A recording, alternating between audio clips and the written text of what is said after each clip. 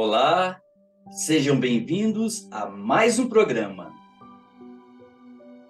Espero que tenham muita saúde e disposição neste ano que se inicia. Quero pedir inicialmente a vocês que se inscrevam em nosso canal, acionem o sininho para receber as notificações, deem um like em nossas transmissões, em nossos programas e, por fim, façam seus comentários logo aqui abaixo da descrição.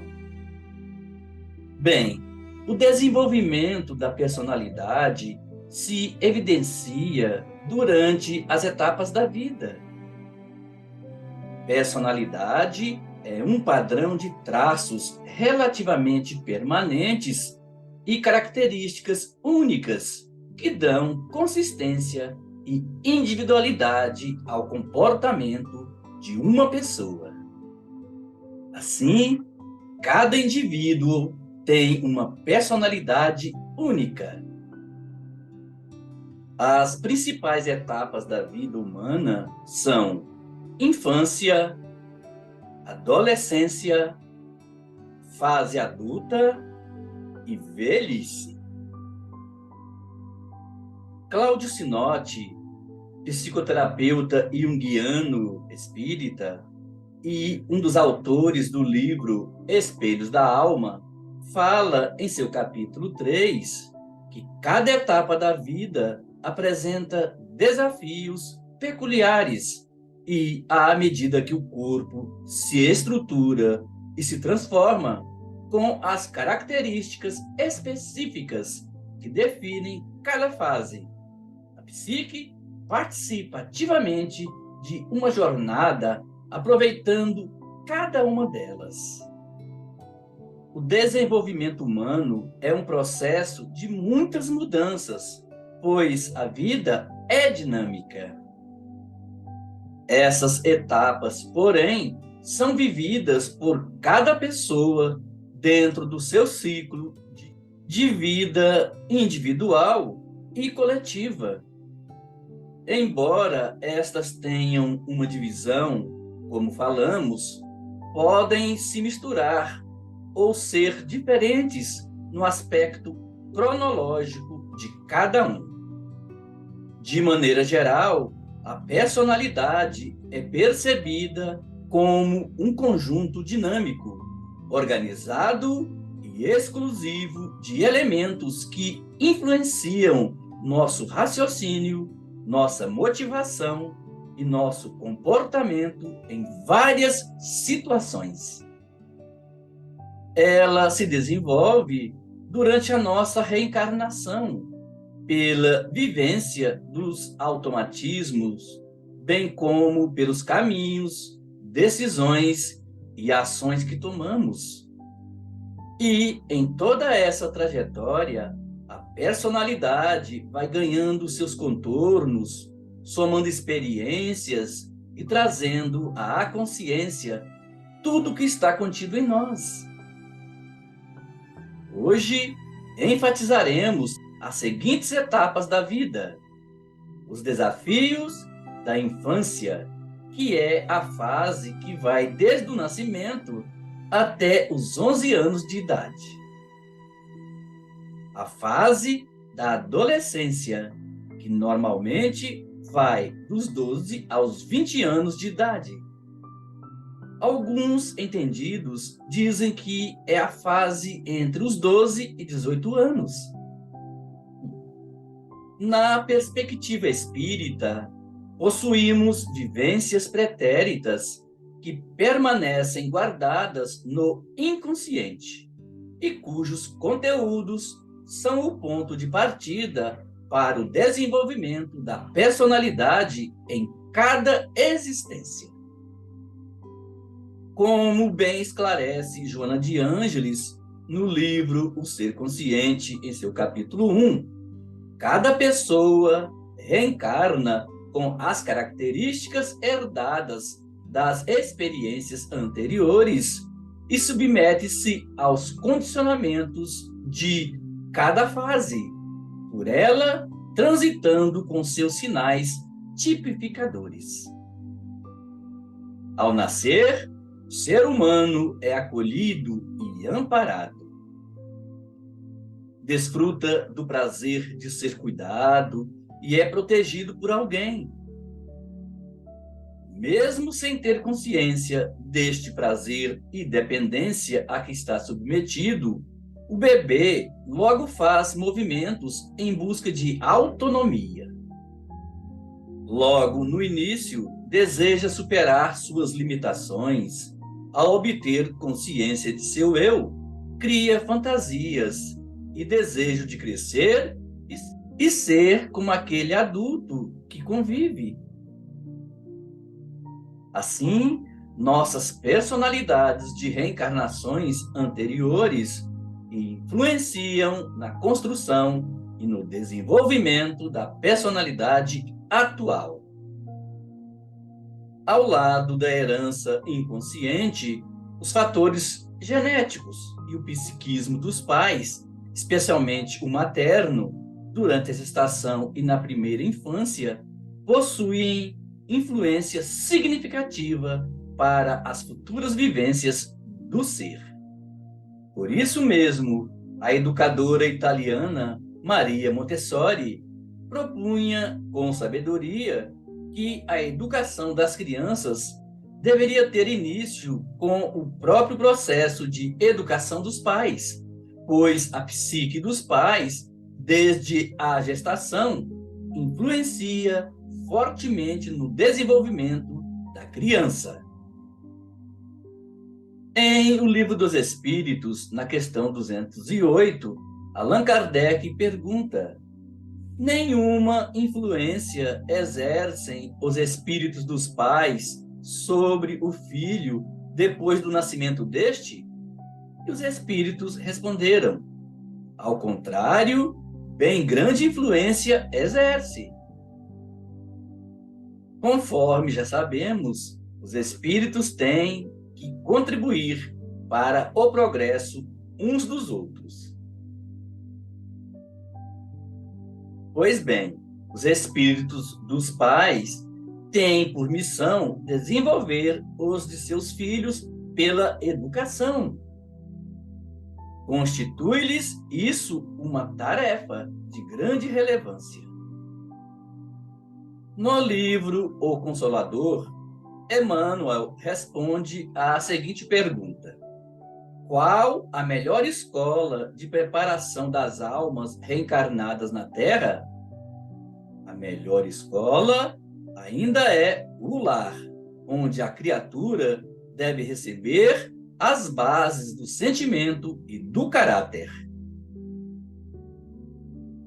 Na questão 582 de O Livro dos Espíritos, o codificador da doutrina espírita pergunta: pode-se considerar como missão a paternidade?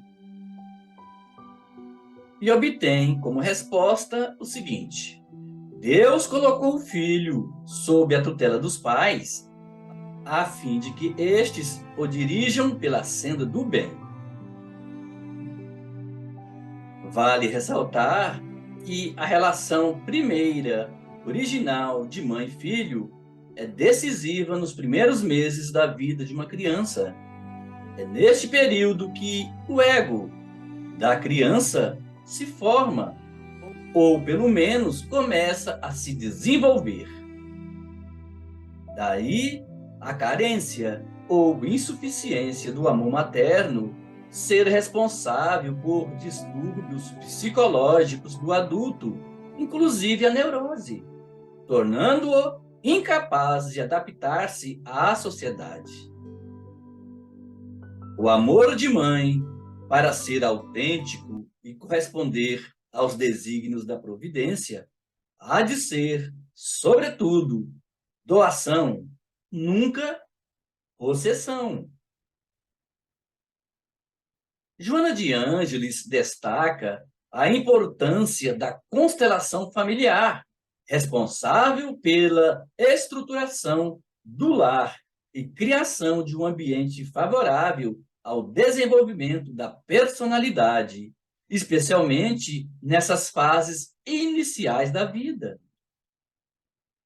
Para os pais, assevera a benfeitora no livro Constelação Familiar, em seu capítulo 1. O amadurecimento psicológico, mediante a consciência do dever, na aquisição do trabalho digno que confere segurança à prole, torna-se impositível e imediato, mesmo antes de ser assumido compromisso familiar. Em O Evangelho segundo o Espiritismo, terceiro livro da codificação kardeciana, no capítulo 14, está escrito: Espíritas, compreendei o grande papel da humanidade. Compreendei que, quando produzis um corpo, a alma que nele encarna vem do espaço para progredir. Inteirai-vos dos vossos deveres e ponde todo o vosso amor em aproximar de Deus essa alma. Tal a missão que vos está confiada e cuja recompensa recebereis se fielmente a cumprirdes. Os vossos cuidados, a educação que lhe dareis, auxiliarão o seu aperfeiçoamento e o seu bem-estar futuro. Assim, em todas as fases da infância, os pais têm um papel importante. Não deixar que a criança esqueça sua origem espiritual e divina. A grande tarefa é promover a construção da individualidade, pautada na identidade profunda do ser que somos e que possui alicerces importantes na infância. Adolescência. A vida proporciona uma verdadeira revolução após a infância, tanto que o período é também conhecido como crise da adolescência, e que os estudiosos normalmente estabelecem como a fase vivida entre 12 e 18 anos para as mulheres e 14 e 20 anos para os homens. A adolescência é marcada por muitas transformações inesperadas. Um novo corpo surge, uma nova voz e diversos incômodos que trazem inquietações, incertezas. Desejam formar novos vínculos com seus grupos. Muitos se sentem inseguros e incapazes de realizações, indecisos acerca de suas escolhas. Sua referência é o adulto que vê e aqueles que são admirados por seu grupo. Tende a desprezar os que são de sua intimidade e a supervalorizar e imitar aos adultos que seus amigos admiram. Desejam liberdade e vivenciar novas experiências e desfrutar das inúmeras possibilidades que não têm como adolescente. Nessa fase, não prestam muita atenção em valorizar sua curiosidade ou admirar seu tempo. Muitos não veem motivação para valorizar seu corpo, que, a seu olhar, sempre tem um problema e não tem muito pelo que admirá-lo. Na adolescência, esperam avançar em busca de novas fronteiras, novas relações e fantasias. Estando completa a reencarnação, as tendências e vocações do espírito tornam-se mais claras nessa etapa, mas, ao mesmo tempo, surgem muitos questionamentos ao jovem que, às vezes, luta contra si mesmo e contra o mundo. Ao lado dos desafios que se intensificam, existe um corpo que muda numa velocidade impressionante, nem sempre encontrando o adolescente preparado emocionalmente para tal. Na adolescência, o perispírito já está jungido ao corpo físico plenamente. As tendências e vocações do espírito reencarnado começam a aparecer com maior intensidade. Vale dizer que a afetividade e o interesse sexual, que na infância tinham os ares da ingenuidade, ganham uma força intensa na adolescência, impulsionados pela carga hormonal. O desafio da psique é preparar-se para viver as importantes experiências do enamoramento e canalização da energia sexual. Hoje, não existe mais espaço para a castração do passado, quando esses temas eram tabus. Mas os excessos devem ser evitados, pois tornam-se tão ou mais prejudiciais para o desenvolvimento da personalidade, às vezes colocando o jovem no exercício de papéis para os quais ainda não se encontra preparado. Na adolescência, o despertar da sexualidade é como o romper de um dique, no qual se encontram represadas forças incomensuráveis e se atiram desordenadas, produzindo danos e prejuízos em relação a tudo quanto encontram pela frente. Infelizmente, a sociedade contemporânea encontra-se em grave momento de conduta em relação ao sexo, particularmente na adolescência. A orientação sexual sadia é a única alternativa para o equilíbrio na adolescência, como base de segurança para toda a reencarnação. O diálogo aberto e claro para que as dúvidas e dificuldades do jovem possam ser sanadas, um espaço para que possa expor e aprender a lidar com suas emoções, torna-se de grande importância para que ganhe autoconfiança, que deve estar acompanhada da consciência e responsabilidades dos seus atos. Chegamos ao final de mais um programa Psicolóquios com Joana de Ângeles.